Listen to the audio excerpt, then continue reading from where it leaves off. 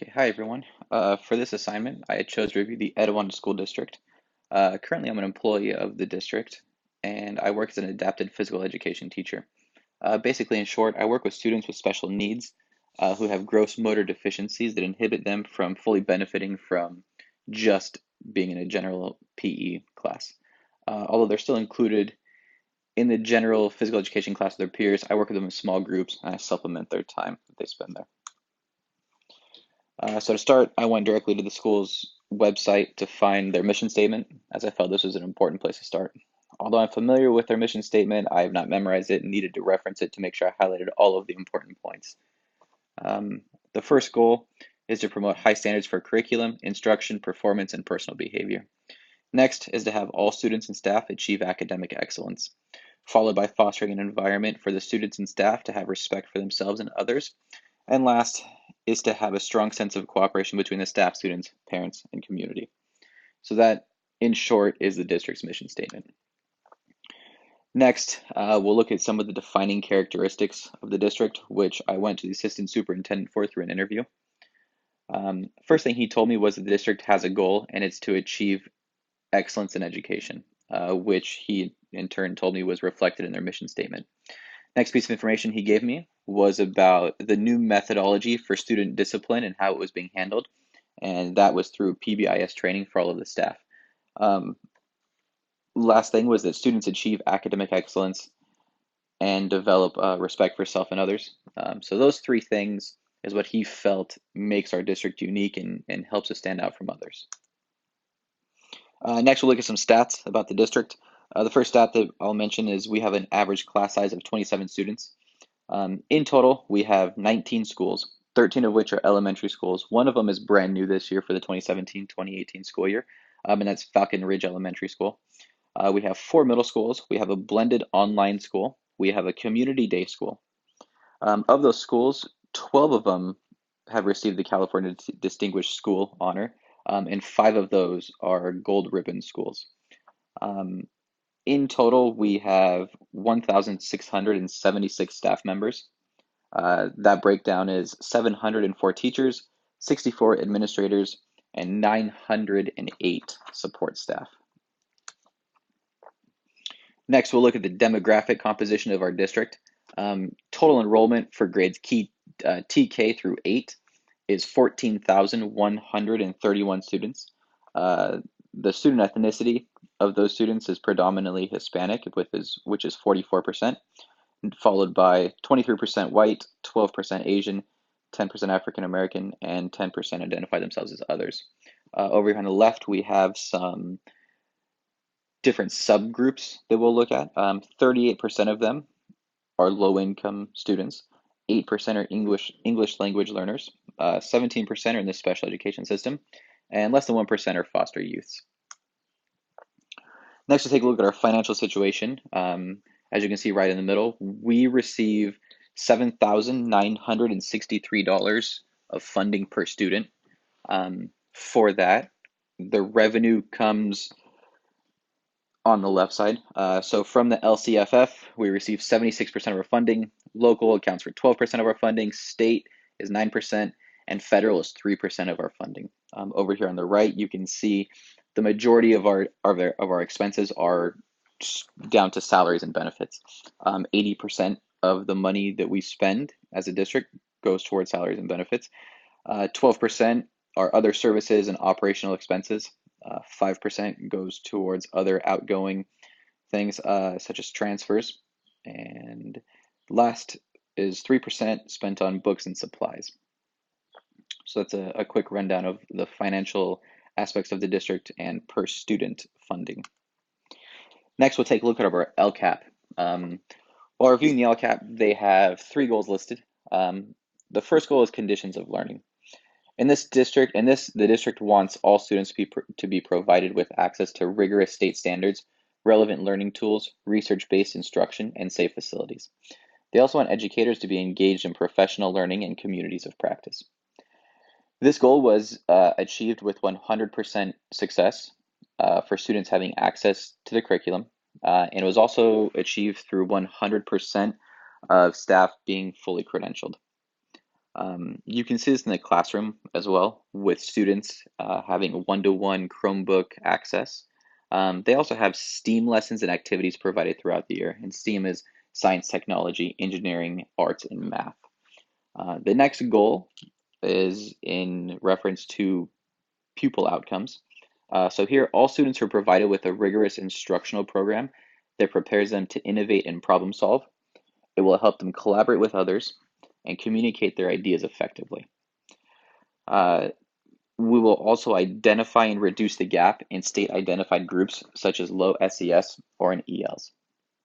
The third goal is engagement, where all schools will provide a positive environment and system of supports for students' personal and academic growth. This goal is seen in schools by the amount of supports and interventions devoted to the students who are identified as at risk. This is also where the idea for the PBIS interventions came from.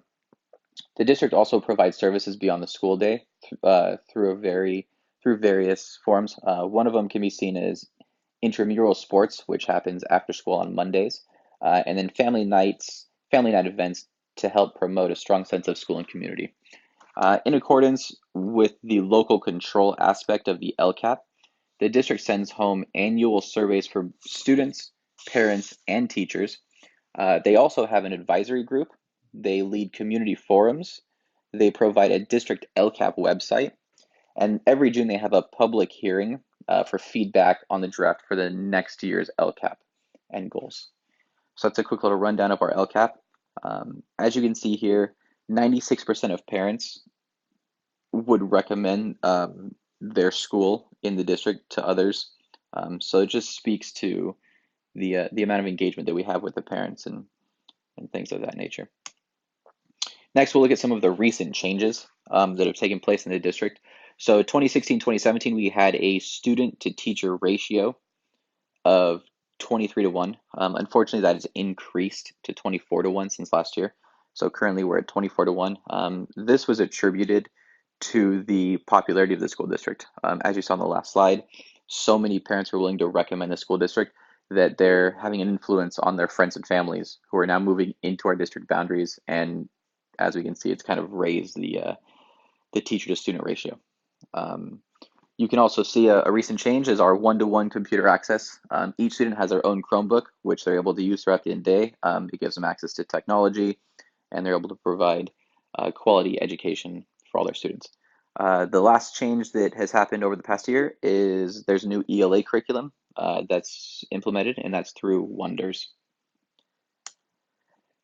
Next, we're going to take a look at the strengths of the school district. And this was through the eyes of several different employees who I was able to interview. The first was that teachers are able to help supplement EL students with amazing programs such as iLit and Imagine Learning. These two resources are some of the things that the teachers are doing to try to help the EL students succeed. Next is the amount of community engagement there is in the schools. This is in form of parent volunteers, coffee with the principals, auto dialers to keep parents informed of upcoming events, and email alerts. One of the teachers mentioned that at any time on her campus, you can see anywhere from 5 to 10 parent volunteers who are there spending their time and donating their time to help improve the overall culture and help the teachers out in any way that they can. Another teacher that I spoke with at the middle school level talked about the number of hours increasing from 3 to 5 for at-risk students. They have different programs on campus that they're able to pull students out of class and give individualized or small group support to students who have been identified as at risk. Another major benefit or major strength of the district is that they offer an alternative studies program. This is seen in form of a hybrid program on one of our campuses. It's a blended learning environment for students who have special situations that do not allow them to always be at school and on campus. For example, we have several athletes who live in our district boundaries, but they are traveling, and so they're away from home a lot, which doesn't allow them to be on campus. Another situation, we have some students who have medical conditions that only allow them to be on campus for a specific amount of time. This will help facilitate an environment of learning for everybody, regardless of their situation, and this way no one is excluded and we open up our doors to everybody. The last strength that was identified by one of the teachers I interviewed was the district's push for data-driven instruction. This teacher mentioned that all of her lessons are built around the data collected from her evaluations. We use iReady, and so she's able to take the data from the iReady, and she's able to group the students in different cohorts, is what she said, um, to help facilitate their learning. So now she wasn't left guessing if the students were understanding what she was teaching or not. She was able to look at the data and go straight from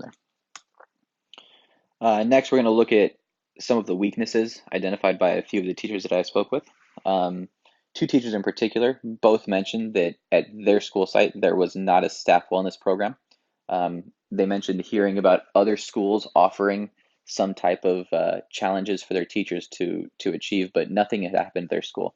One of the challenges they mentioned that they'd heard of was a 10,000 steps per day challenge, and that they were tracking, teachers at the other school were tracking how many steps they got per day, and they were rewarded or awarded a certain number of points. And the team with the highest point total was going to get some sort of prize at the end of the year. But at their school site, they didn't have anything like that. Another issue they identified is a lack of cyberbullying prevention and knowledge being presented to their schools. They acknowledge that times are changing and cyberbullying is becoming an issue, and it's very damaging for students that become victims of it. The next, I was able to speak to a special ed teacher who provides services for students with special needs, and he mentioned that his caseload is just continuing to grow. He hasn't had any support staff hired for him, and so he mentioned that it's kind of difficult for him to maintain the strict standards that he set for himself because his caseload continues to increase. And again, he doesn't have the supports that he needs to be able to maintain those strict standards. Um, the last thing, which directly impacts me, so I had a chat with one of the PE teachers, was about the lack of a PE curriculum. So basically, without a PE curriculum, I'm not able to set goals for my students that are going to help them get out of adapted PE and move them into general ed PE. Um, if there was a curriculum, I would know exactly what I needed to do, and I would be able to relay that information to my students and let them know exactly what they needed to do and what they needed to achieve to be able to get out of adapted PE and then be completely included in general PE. So I think that's a major area of weakness that the district could improve on. Lastly, we'll look at the recommendations. So like I talked about, we need to set up a district-wide curriculum for PE for grades 1 through 8. And this not only impacts me working in adapted PE, but it also impacts the students who are in gen ed PE already. And we're looking to have a set curriculum so we can lower the number of at-risk students from a health perspective.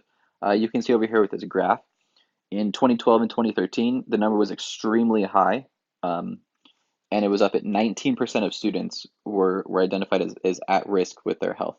The next year, it took a dramatic decrease all the way down to 10%. You can see it went back up again to 14%, down to 13%. We don't have data from the previous year yet published. So last data point that we have is at 13%, right around 14%. We need to drop that number tremendously in order to best serve our students, both in the classroom and outside of the classroom at home. Another area of improvement would be to implement a cyberbullying prevention program. This could be in the form of anything, whether it's having a classroom discussion, whether it's having an assembly, having an outside consultant come in to provide a lecture or a presentation on cyberbullying. But I think just even having a conversation about it with the students is an absolute must that we have to do now, especially in this age of internet use and social media being such a huge part of the students' lives. The next part would be continue analyzing the data trends through assessment, continue using iReady for both ELA and math, taking those data points and seeing what the trends are in order to drive the instruction.